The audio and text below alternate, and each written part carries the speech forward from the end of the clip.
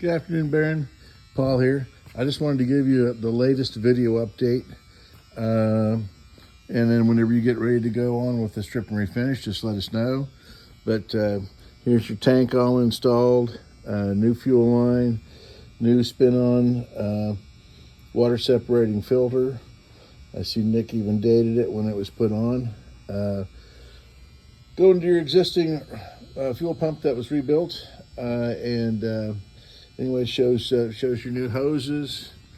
You've got new hoses. Well, I can't get around to the other side, but you've got brand new hoses from your oil cooler, transmission oil cooler to your oil cooler as well.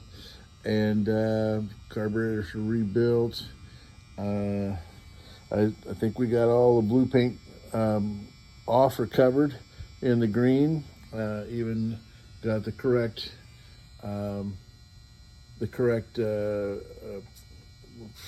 decals on here for the Interceptor.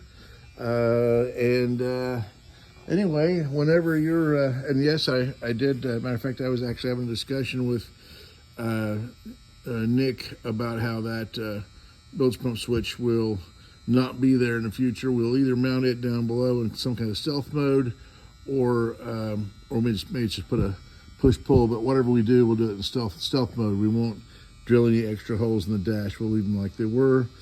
We still need to pull out your tachometer. I haven't forgotten to get the. I forgot why I was supposed to pull it out, but I remember now.